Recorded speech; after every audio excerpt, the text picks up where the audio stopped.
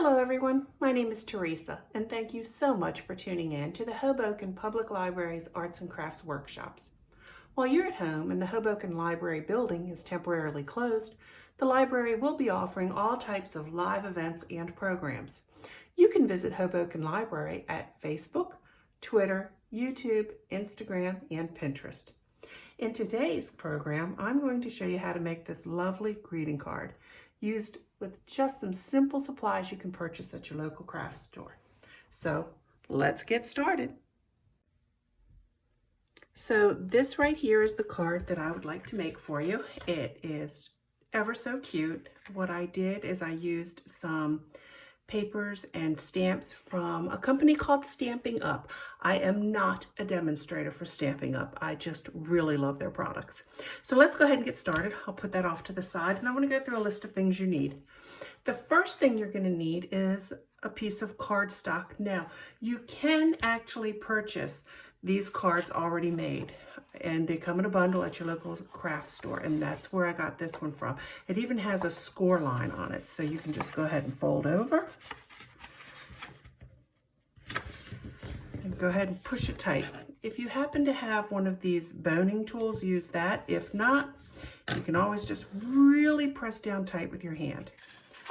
Before we go any further, this one says thank you, but I thought it might be more fun to put a happy birthday greeting on it. So again, I like the Stamping Up products, so I'm going to pull out the happy birthday from their Peaceful Moments set. Go ahead and grab that.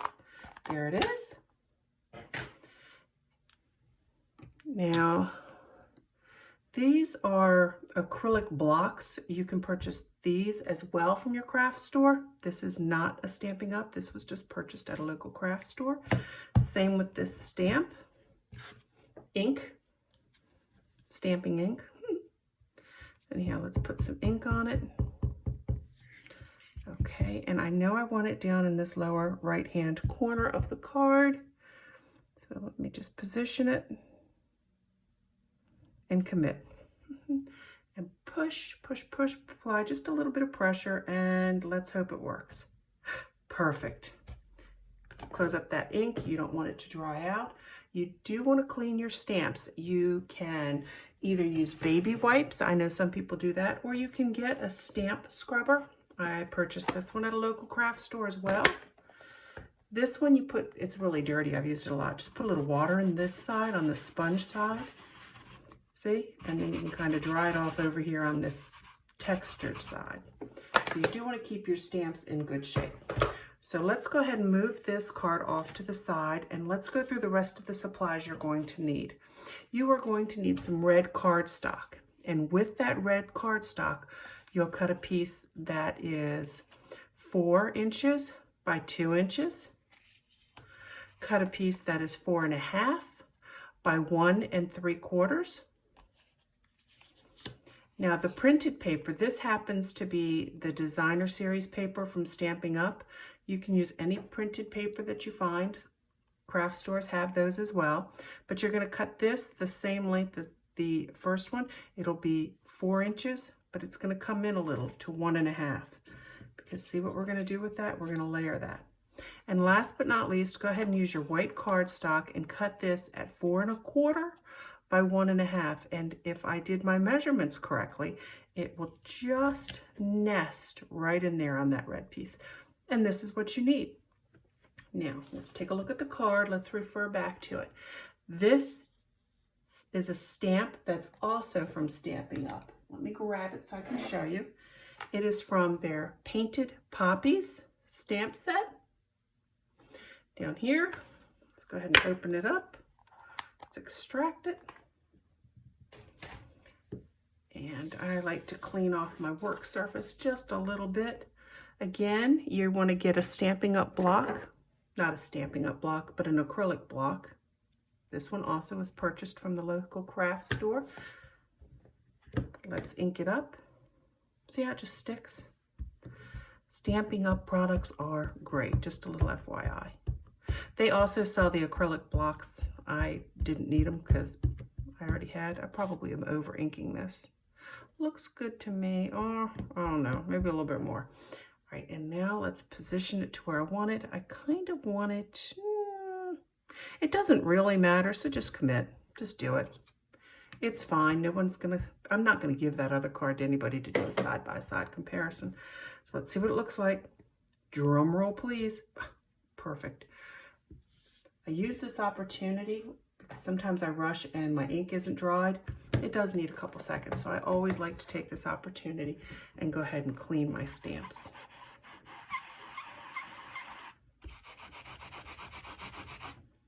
Nope, didn't get it all. Let's get a better job. Much better. Okay, we'll put that off to the side. Now this is done a much better job of drying. I'm going to go ahead and, while I let that dry a little bit more, I'm going to do some assembly work. Now you can adhere these papers together a couple of ways. You could use double-sided tape, like this double-sided Scotch tape. If you are a stamper, perhaps you have some of these permanent adhesive rolls, you can do that. If you don't have either one of those, you can use glue. I use the Tombow multi-liquid glue.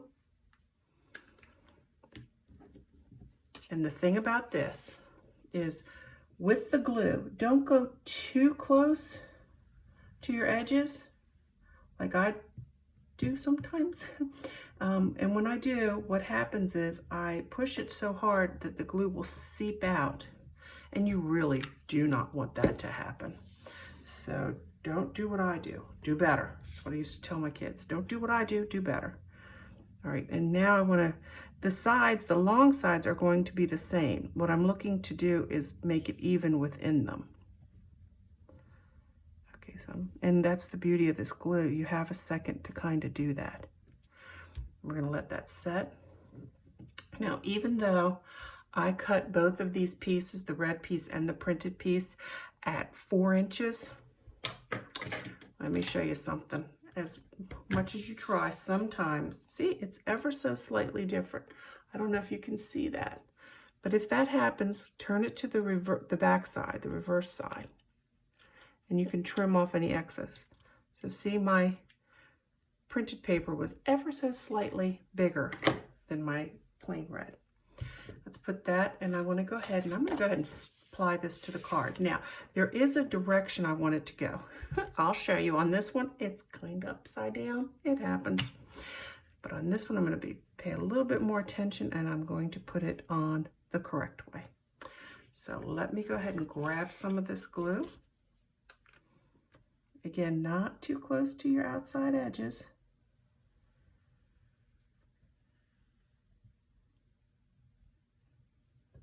And this glue, I like it again because it doesn't dry instantly, but it does dry quickly. All right, and I'm going to check again, check 3 more times. Is it the right direction?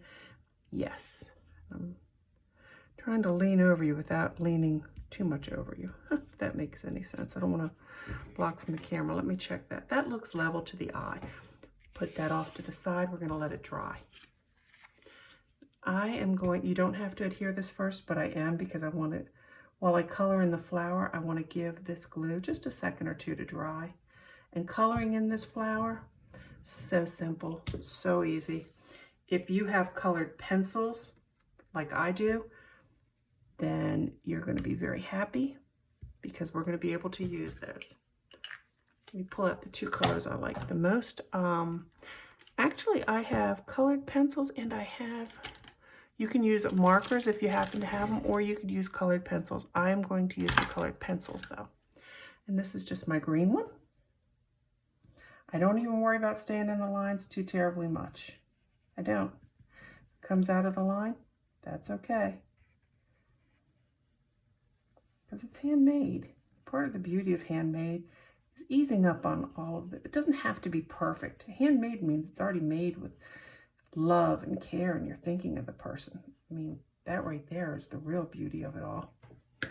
Then I have a red color. Of course, I pulled out the wrong one. Where's the red I'm looking for? There it is. That happens to go beautifully with this color suite. So I'm very happy about that. I do like to start coloring with a light touch first, and then I can push really hard to add in any shading. I think everybody does it a little differently, but you're going to find a technique that works for you. And that's what I want you to do. This is supposed to be fun and relaxing and enjoyable. And that's why I do it. I do find it to be fun and relaxing and enjoyable, and allows, that creative part of me to have a chance to, come out and play, as it were. Now, I am not an expert on where the shading should be, so for you folks who are artistically trained, oh, I hope you're not cringing. So I just kind of go until it has the look I like, and I'm satisfied with that.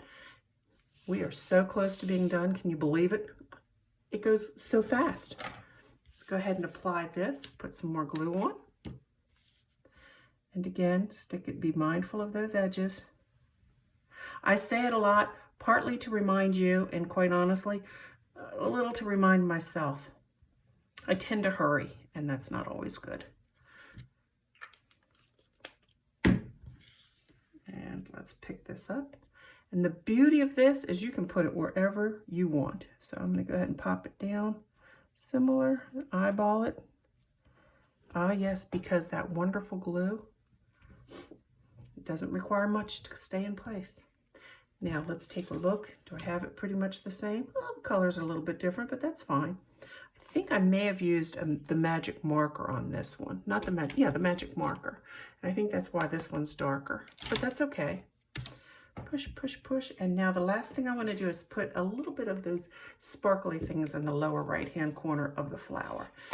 These are rhinestones, shiny things, whatever you want to call them. And I picked these up at the craft supply store as well. Now I'm going to peel off 3 of them. I do like to do them in groups of 3. I'm not going to do it individually. I'm going to keep them all attached. And I'm going to place this in the lower right-hand corner right there. And there you go. Not too shabby at all. It's beautiful. So again, if you want to do this exactly, then you will need a couple of supplies from Stampin' Up. You would need, for the flower, you would need to get the painted poppy set. And for this particular greeting, you would need to get the Peaceful Moments set. You don't have to. You can certainly go to the craft store. You can pick up, oh, and you would also need the designer series paper from Stampin' Up, but you don't have to do that. Be inspired. If you are at the craft store and you see a stamp that you like of a flower that's long, get it. Any greeting will do. Pick up some printed paper from the craft store, any of it. All of it's good. It all works. It all works. That's the beauty of it. The most important thing is that you have a good time and that you enjoy it. So there you go. I hope you like your card. Thank you so much for joining us today. I hope you enjoyed spending time with us. Please like, share, and/or comment below, and we will respond just as soon as we can. Again, remember, while the doors of the library are still closed, their online resources are always available to you at hobokenlibrary.org.